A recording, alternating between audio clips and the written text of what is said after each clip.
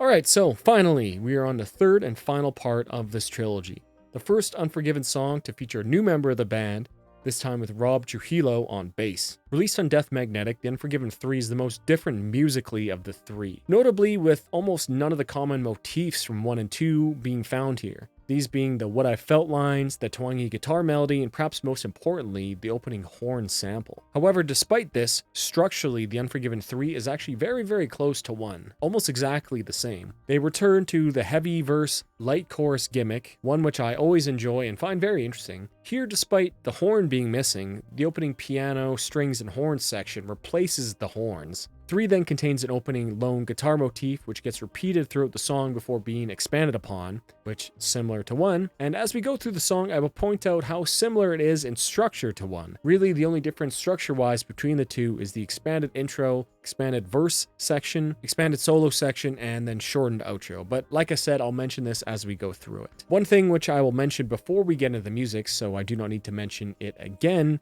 is the production on this track. Rick Rubin is now the producer for the band rather than Bob Rock, and let's just say he and the band made some interesting decisions. I think everyone is aware of how Death Magnetic is a prime example of the quote loudness wars and how it negatively affected the music of a lot of the bands which went this direction with their production. The production on the calm, more low energy and lighter parts of the song is fine. It is really only when the heavy guitars come in that you really notice it. You hear the guitars and drums being squashed and compressed and then being rammed as loud as possible into a limiter. There's a lot of clipping on the guitars and especially on the drums. And honestly, guys, like this does not sound great. I'm not the biggest fan of this. The drums are also extremely dry sounding with very little perceivable reverb. This causes them to be extremely muddy at times, especially the tom hits and tom grooves, which if we look back to the Black album, the toms were thunderous and clear, but here on Death Magnetic, the toms just sound like mud. And you know, to me, like this isn't a deal breaker, but getting through the whole album can be tiring on your ears. However, in small doses, I think it's fine. I just wish the song had the production that 1 was given, and it would have just elevated the song so much and resulted in just a much better end product. Luckily, there are a few fan remixes out there that fix these issues. However, for this, we're just going to be looking at the original version that came on Death Magnetic. The other production choice I notice here is with James Hetfield's vocals. Again, the vocals are very dry and very compressed. There is a ton of saturation on the vocals, as well as no harmonies whatsoever to speak of. It gives the vocals a very raw feeling, which is a stylistic choice I can certainly respect. And during the heavier parts of the song, I think the vocals actually sound great.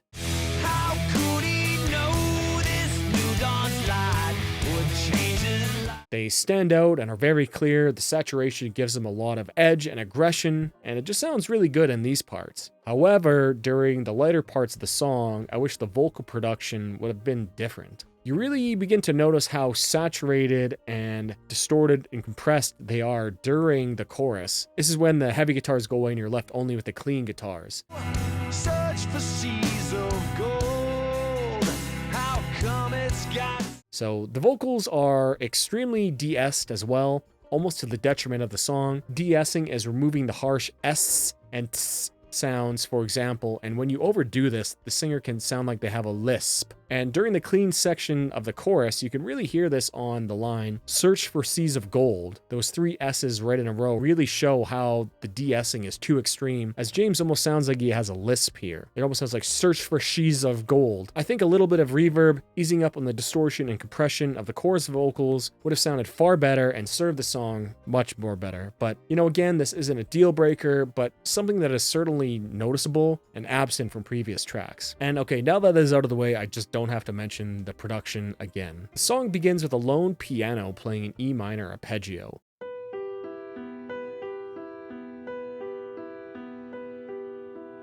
This song is in the key of E minor, different from both 1 and 2. The piano melody is interesting. It does not really sound like it, but the piano strings and brass that come in are actually playing the same chord progression as the chorus of 1 and the verses of 2. That is, if you remember, the minor 1, major 3, major 7, minor 5 progression. Except here, it is an E minor and with completely different instrumentation. Here they play E minor, G major, D major, and B minor. A nice little homage to the other songs, which is not obvious at first listen.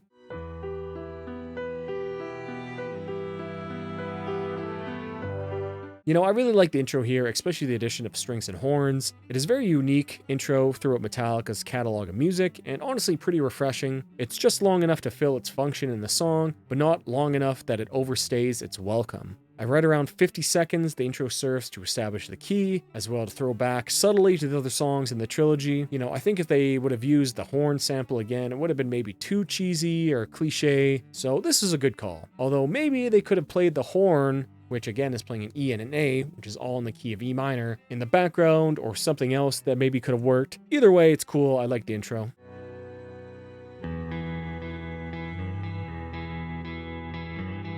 Piano and strings linger on the 5 chord, which is A minor, as we get a clean guitar playing this octave pattern on the low E and D strings before James hammers on the F sharp and G notes on the low E.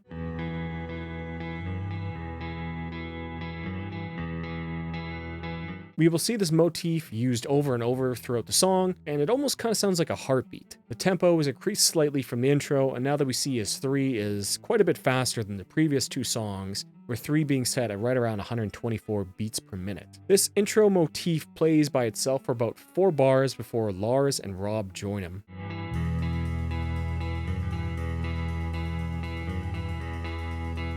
Lars is playing the ride cymbal here in the intro, which is a rarity for later Metallica songs, which you can see my video on why does Lars Ulrich hate the ride cymbal for that. The bass simply plays the low E. We move into what instrumentally is the chorus, which is again similar to 1, that they introduce the chorus instrumentally before the vocals come in later on. Very cool.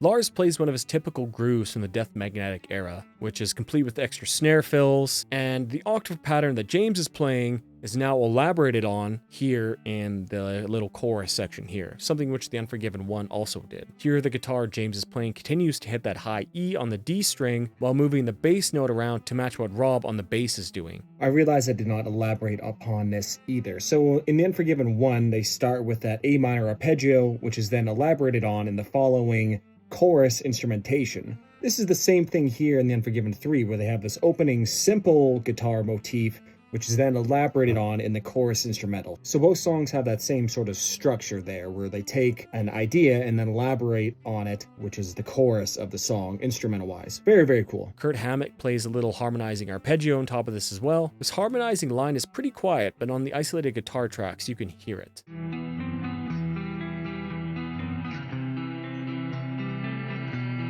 Another interesting note, which again throws back to the Unforgiven, is the use of the major 7 interval here in the song, which gives it a harmonic minor feel. They only briefly land on this note, which is D sharp, but is enough to give that small flare of harmonic minor feel to it, which again, the Unforgiven 1 also did.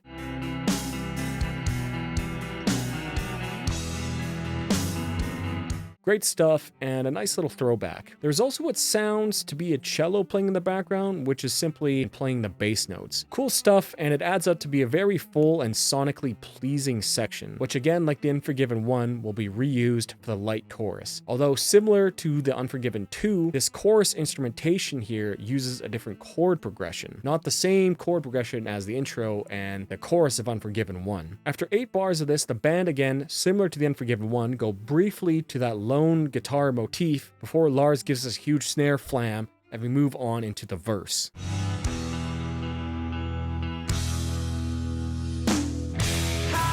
This verse riff here is probably in the top 5 Metallica riffs of all time for me. It's just so groovy and heavy and melodic all at the same time. I just love it.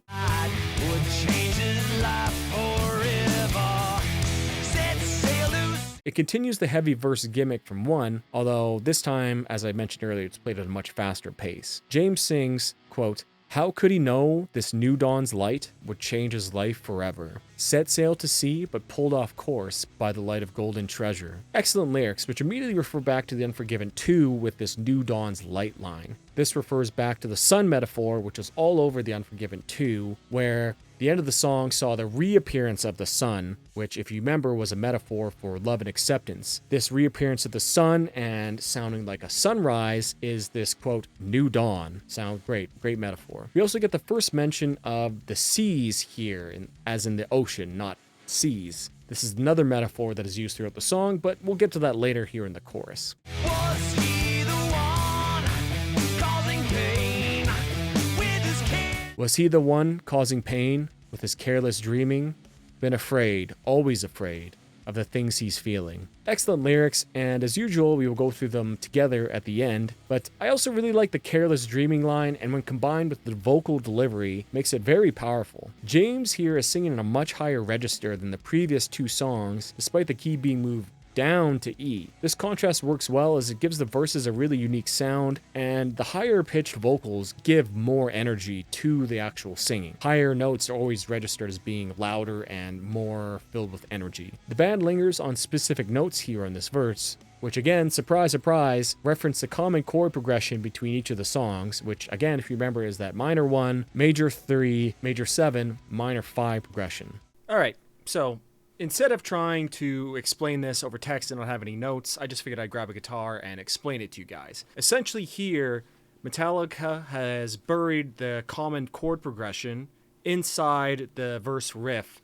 of the Unforgiven 3. And if you remember, that progression was minor 1 to the major 3 to the major 7 to the minor 5. And in the Unforgiven 3, that same progression is buried inside the verse riff, but it's in the key of E. So if you remember, the Unforgiven 1 was in A minor, and the Unforgiven 3 here is in E minor.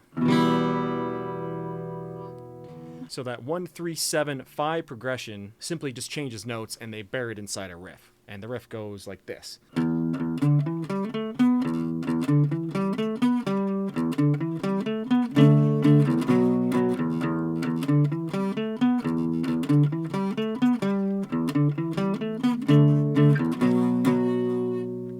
So if you look at those, you start on the minor 1, which is the E, right? E. And then it plays this little upward motion here before landing on the E again, before it plays the G. Now G here is the 3, right? G, you'd have the G major would be that major 3 of E minor, right? So then you hit the G. Then it plays that little riff thing again. So now it's playing the D power chord here, which is the 7, before it moves down to the B, which is the 5. Right? So you go minor 1, so minor 1, major 3, major 7, minor 5. So it's very cool how Metallica buried that same common chord progression inside of a sick guitar riff. You know, it's really some genius stuff, and I think once you sort of peel back the Metallica onion, you really get to see the sort of genius behind their riffs. So yes, I just wanted to point that out. Very cool stuff. Excellent stuff by Metallica. Back to the video. Very cool use of the same progression, this time finding itself in a guitar riff, not necessarily in the same sort of big chords being played. Very, very cool. James's singing here is excellent in the verses, and the melody that it sings is very tasteful and memorable, which combined with the excellent lyrics make this verse the highlight of the song for me. Always afraid of the things he's feeling. He's singing higher than on the previous two songs, which is a good stylistic decision, as let's say you decided to sing the same melody just an octave lower, it would not have really had the same impact and energy. Great stuff, and like I mentioned earlier, the production on the vocals really shine here in the verse, with all the heavy instrumentation, really allowing the vocals to stand up and be very present and right in your face. Sounds great. The band then moves on to the pre-chorus section, which again sees a few callbacks to the Unforgiven 1.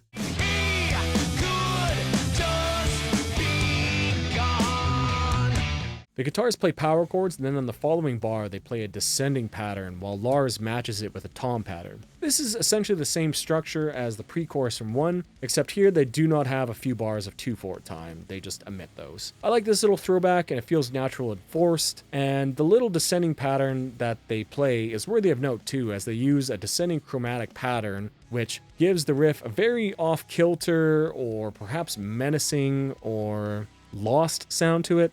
That'll be relevant later.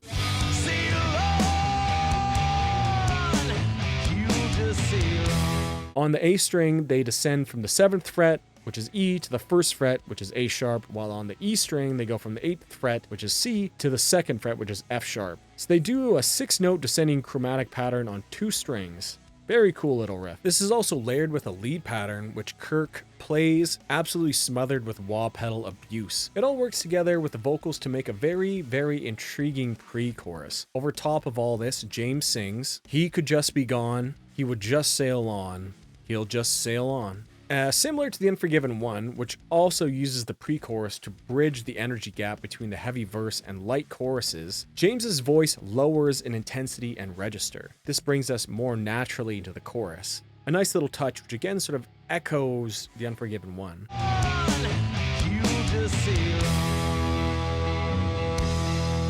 Again, another metaphorical reference to the sea here, as James sings the last, quote, "sail on," he holds this note as the opening motif comes back in for 2 bars. A drum fill from Lars then brings us into the chorus of the song.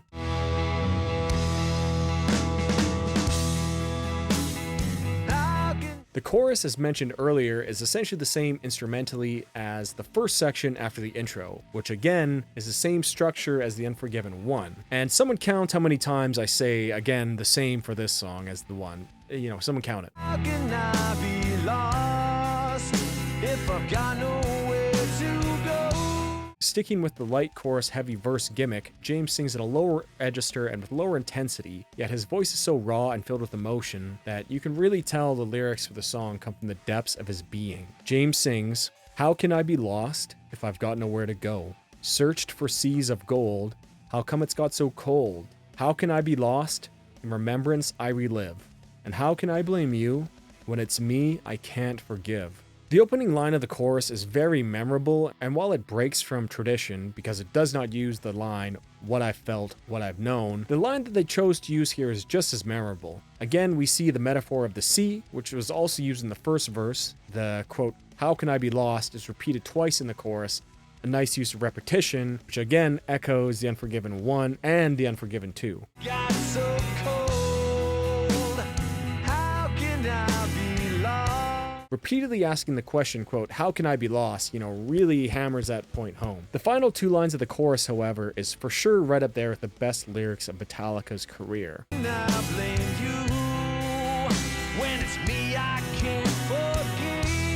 How can I blame you when it's me I can't forgive? Such a fantastic hook and just incredibly powerful, moving lyrics. When combined with the chorus instrumentation, and especially the added string melodies, gives the chorus some extra drama, which works very well and expertly with the chorus lyrics. The strings in the background are very beautiful. In addition to another cello being played, it sounds like there are some added violins or maybe violas to highlight the chords underneath the vocals. Great production choice here, which is a rarity for Death Magnetic. The strings ebb and flow with the lyrics, which reminds me of the seas and a boat rocking up and down with the waves. Go back and really listen to that and you'll kind of see what I mean. This will be important later in the lyrics.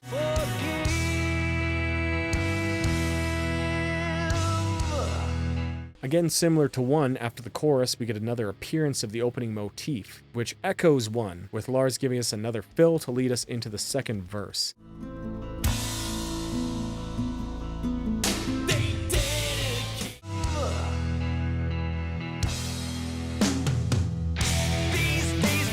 In the second verse, James sings these lyrics. "These days drift on inside a fog. It's thick and suffocating. This seeking life outside, it's hell. Inside, intoxicating. He's run aground like his life, water much too shallow. Slipping fast, down with the ship, fading in the shadows." Again, more excellent lyrics here. The way he enunciates the word suffocating, it sounds like he is almost running out of breath. And on the F sound, he is just spitting it out. Good touch.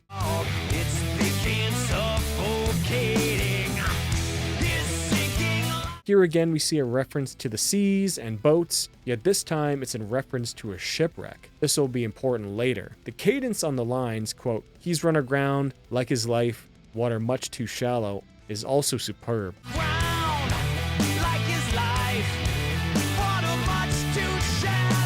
The The pause between the words life and water works with the strings that get introduced here to give that last half of the verse a very grand and dramatic feeling. The appearance of the strings is another great production choice, as combined with the more explicitly downtrodden and dismal lyrics, make the second verse really stand out from the first. However, these strings end abruptly as the band moves again to the pre-chorus section.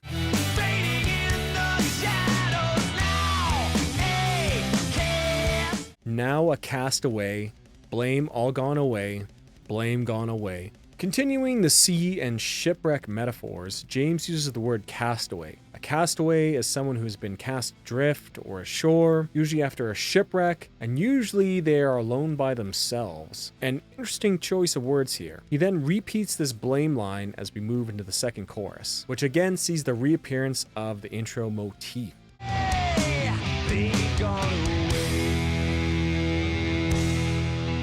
The band repeats the chorus, which, for all intents and purposes, is simply the same as the first time it's played, with some small variations in drumming. And before we move on to the bridge section, again similar to one, the opening motif is used, but slightly changed. Here James plays the same familiar octave pattern, but rather than playing the progression which is played in the chorus instrumentation, the bass note simply goes to the 2, which is F sharp, and then to the 3, which is G, then back to the F sharp, then to E.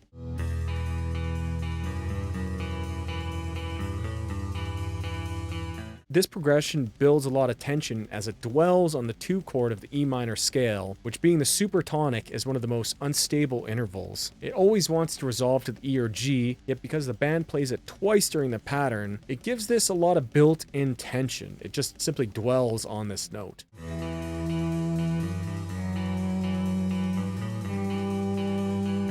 This whole little bridge section here serves to build up very well to the explosive solo section. Lars playing the 16th notes on the ride cymbal combined with the volume swells from the guitar, while James sings Forgive Me.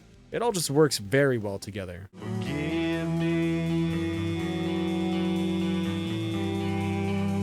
Here in the first part of the bridge, James sings the whole thing on the note of E. The band then cranks it up a notch with a tom pattern being played over the top and some added strings, and James changes the melody that he sings, landing on the note of B, which is the 5th in the scale for the first time, and the second time he says forgive me, he lands on the A, which is the suspended 4th interval here. Forgive me.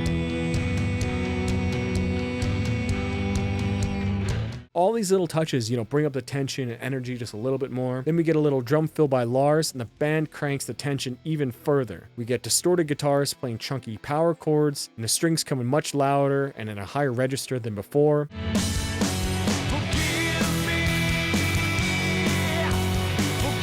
This all adds to the tension and drama of the build-up. James once again sings a different melody, going even higher up, ending the Forgive Me on E, and then the Forgive Me Not in the section on the D, which is the 7th of the scale. He builds this further by moving to more of a shout than a sung note as the band builds the tension even further.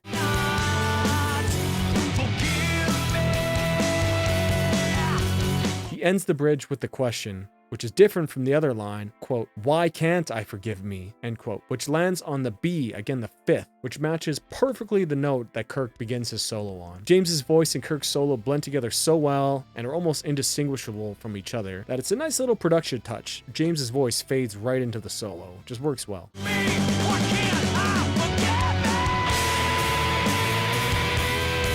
All in all, very well done and performed bridge section, which really ratchets up the intensity and builds up very nicely to the huge solo, which is to follow. James's pain scream, Why Can't I Forgive Me, is one of my favorite vocal moments from him. The pain in his voice is very apparent, and it's a very real and raw performance of him, which is actually helped by the kind of bad vocal production, in my opinion. This leads us directly into the solo section, which, again, similar to the Unforgiven one, uses the verse riff under it again. Although in one, they slightly changed it, here they just simply reuse it again.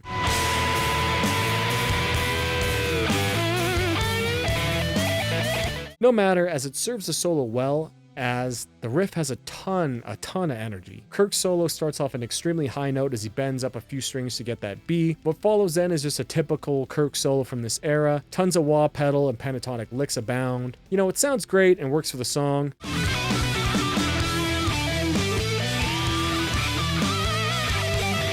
I'll touch on what the solo means to the story later on in the lyrics here. The solo section once again echoes the Unforgiven 1 as the band moves into the pre-chorus riff while the solo is still going on, which is the same thing that the Unforgiven 1 did.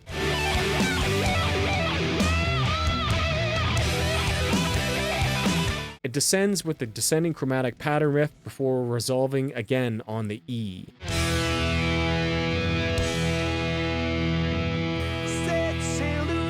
Alright, sorry about the scene change, clothes change, had to do the next day. Again, we see the intro motif riff appear again with James singing over top of it this time. This time though, he is singing the verse melody and lyrics over top of this elaborated intro motif line. Very cool touch to essentially combine those two sections together.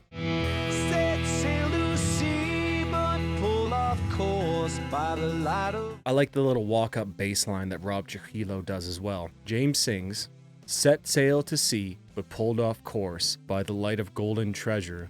How could he know that this new dawn's light would change his life forever?" This is interesting as he essentially reverses the order in which we see the same lines from verse 1. Perhaps similar to the Unforgiven 2, indicating a change in heart? We'll get to that shortly.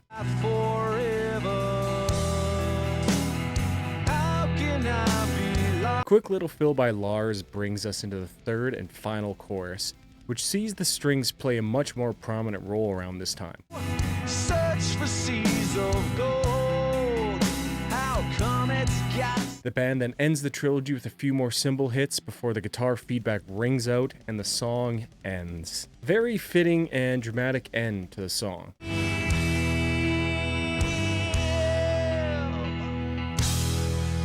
Musically, The Unforgiven 3 is very different from the other two songs, yet despite this, when you peel back the layers of the Metallica onion, we see that yes, the song does indeed take a lot of influence and ideas from the other two songs. Especially the first Unforgiven, it simply repackages them in a much different way. As the finale in the trilogy, this works very well. If they played it too safe and took too much from the previous songs, people would have claimed it to be lazy or uninspired, which honestly is exactly the opposite of what the Unforgiven 3 is in my opinion. Excellent work by Metallica here.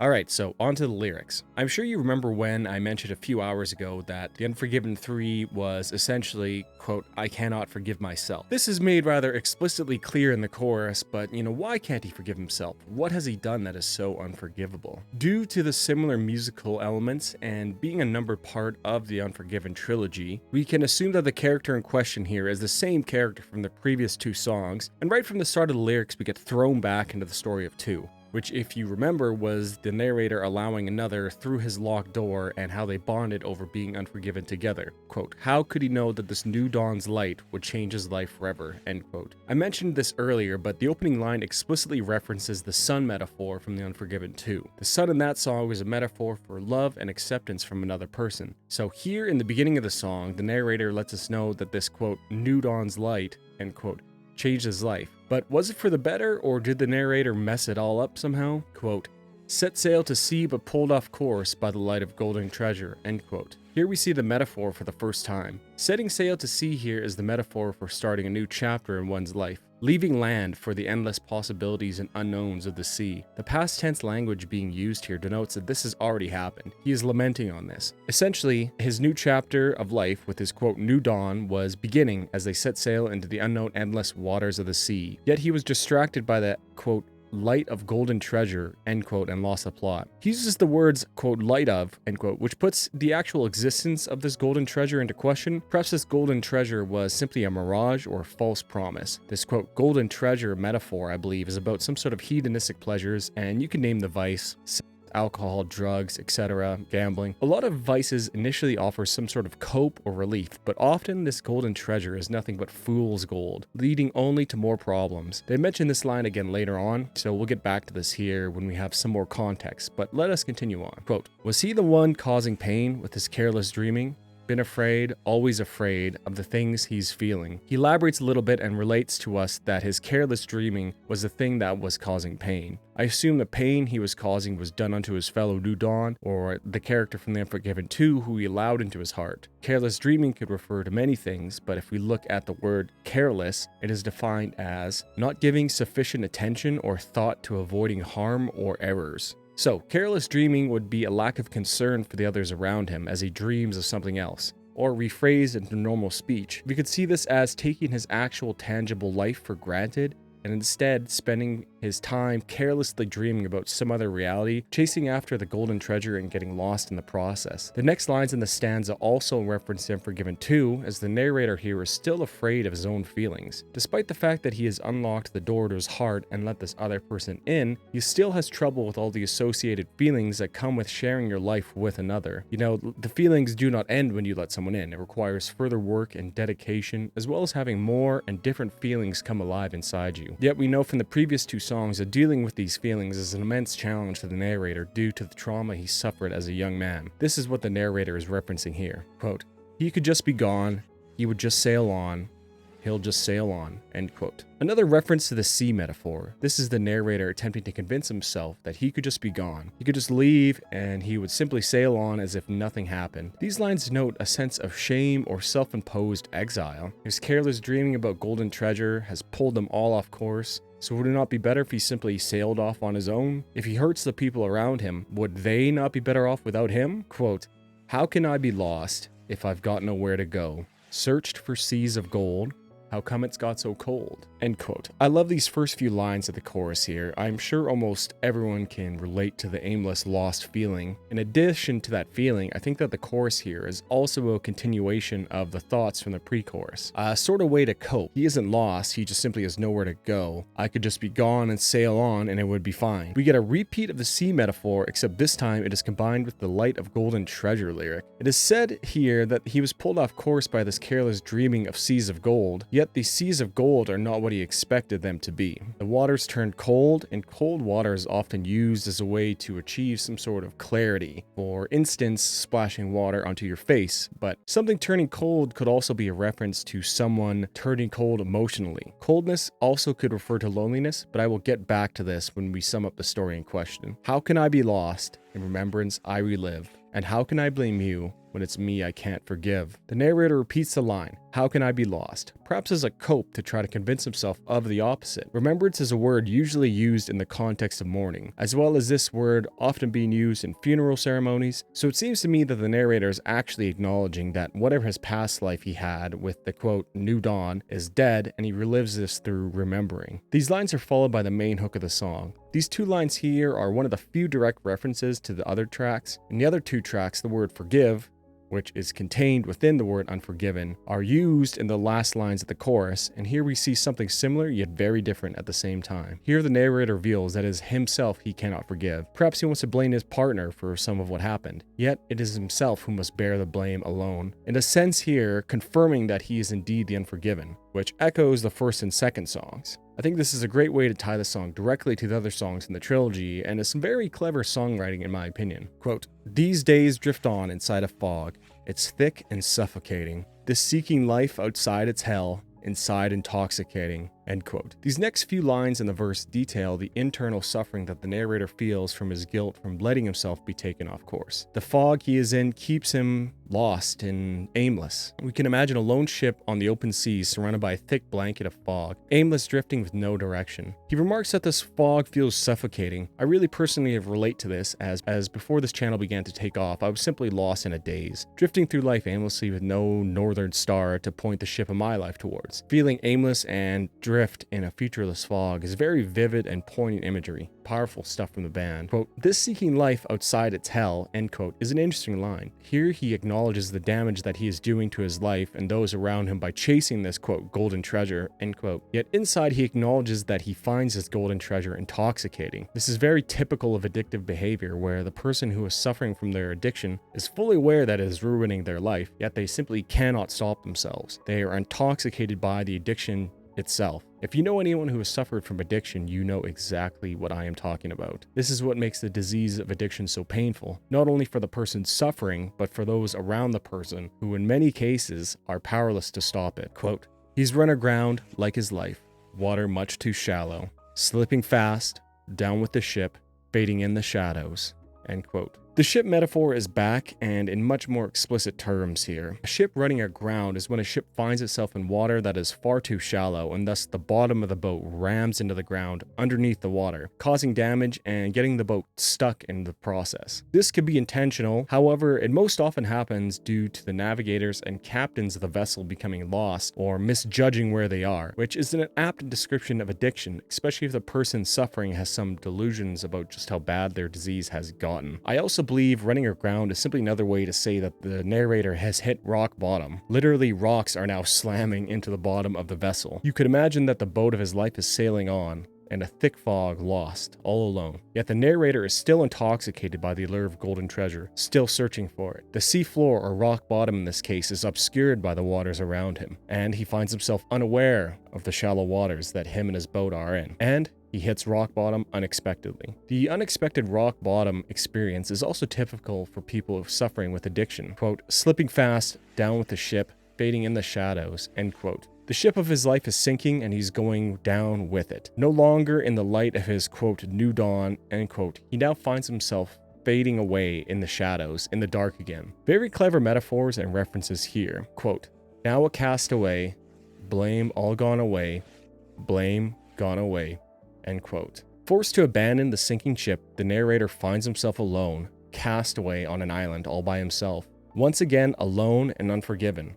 The blame he placed upon others is all gone away and he is left with no one but himself. Sadly, this is the outcome for many people who suffer from addiction. The alienation of those around them effectively makes them a castaway in their own life. This is juxtaposed with the first chorus lines, in which the narrator is thinking everyone would be better off, himself included, if he simply sailed away from everyone. Yet, due to hitting rock bottom and running aground his ship in his life, he now gets his wish, whether he wants it or not. I think this comparison is the manifestation of guilt. An addict whose behavior is creating hell for themselves often feels as if everyone would be better off without them. I do not want to say the word as I don't want to get demonetization ganked, but the thoughts of self-deletion occur here as well. This is the true meaning to the line him saying, quote, he could just be gone, which also relates to some of the other themes on Death Magnetic itself. Guilt manifests itself in strange ways, yet he does not commit to this act and finds himself alone regardless. The chorus repeats and then we find ourselves in the bridge section. Here the narrator repeats the lines of, forgive me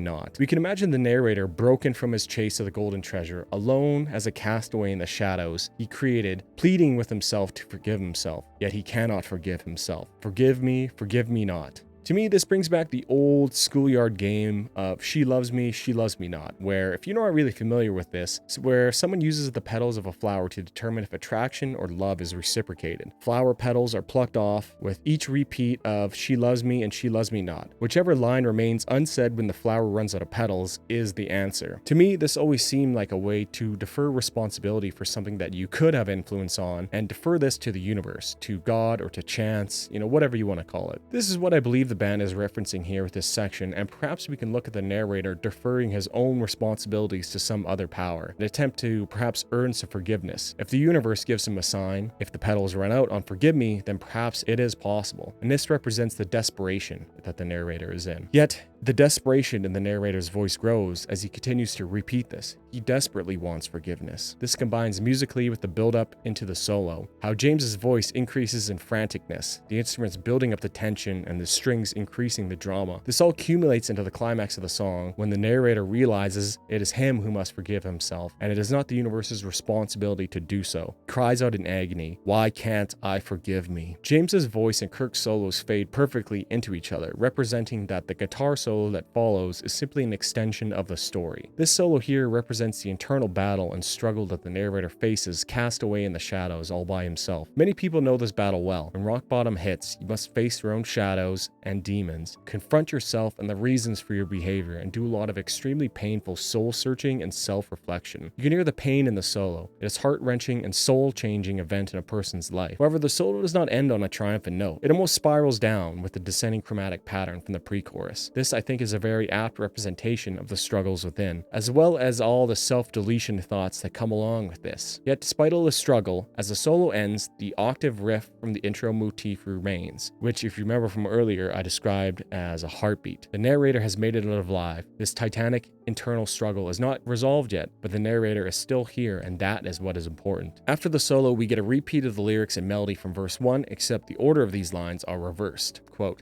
"Set sail to sea, but pulled off course by the light of golden treasure. How could he know that this new dawn's light would change his life forever?" End quote. Which in comparison to the first verse, which was phrased like this, quote, "How could he know that this new dawn's light would change his life forever? Set sail to sea, but pulled off course by the light of golden treasure." End quote. The rearrangement of these lines is very, very clever, as it essentially ends the verse on a more positive, hopeful note rather than the dismal outlook that was first presented. Rather than being the light of the new dawn and then pulled off course, instead, he is already off course, and this quote, "new dawn" is now changing his life forever. He has a new dawn to aim towards. It's a very clever distinction and some extremely clever songwriting. Huge props to the band for this. Truly genius tier songwriting, and I absolutely love this. The quote, "new dawn," end quote, could be the same person that he let into his heart, or perhaps it is something new, completely different. The chorus repeats, but now in a different context. How can he be lost if he has nowhere to go can now be looked at as the journey of his life brought him here for a reason. He is no longer lost, he is right where he deserves to be. His search for those seas of gold brought him to this lonely and cold place. He remembers and relives his past life and how all his decisions had led him to where he is now. How can he blame the other person when it is him he cannot forgive? But rather than lamenting this fact like the previous, he now accepts this fact. Going full circle, he is now the unforgiven to himself, and that is all right. A new dawn's light is upon him, and despite the fact that he still cannot forgive himself, he learns that he must accept his actions, accept the consequences, and move on from it. The new dawn's light metaphor can now be viewed as a fresh start, a brand new day which comes with brand new possibilities and potential for healing. Thus, in summary, The Unforgiven 3 is a story about how the narrator character was led astray from his, quote, new dawn, quote, which he had found in The Unforgiven 2 and had finally let them in through the closed door of his heart. He was led astray by the mirage of golden treasure and golden seas, which I think is clearly a reference to addiction of some sort. The narrator then goes lower and lower, feeling all the guilt that comes along with it. Like many addicts who are aware of how their actions are causing hell in their life, they are intoxicated by it and cannot break free of the lure of the golden treasure, despite the awareness of what is going on. He's painfully aware of the fact and finds himself lost and alone in the fog of life. He knows he is to blame, and this is evidenced by the line, quote, "How can I blame you when it's me I can't forgive?" End quote. His addiction finally reaches a breaking point as he hits rock bottom. In the rock bottom state in which he finds himself, he is alone. He faces the depths of himself and comes out the other side alive, which in some cases is about as good as you can actually hope for. He then finds himself another, quote, new dawn, a new day, and despite the fact that he cannot forgive himself, he must sail on. All in all, The Unforgiven 3 is my favorite of the trilogy. The verse riff is just so groovy and heavy, the lyrics are absolutely fantastic, and the metaphors ring painfully true. The song borrows elements from the previous two songs, yet it is not obvious that it does. It continues the story of the previous two without resorting to cliches used in the other songs. And despite this, the band gives us just enough to make sure we know it is part of the trilogy. Just a masterful song, and easily my favorite song of Death Magnetic. James has said that this is by far the most personal of the three, and this will be the last song of the trilogy. I must say, well done, and thank you to the band for creating such a bold song and for writing such vulnerable and painful lyrics.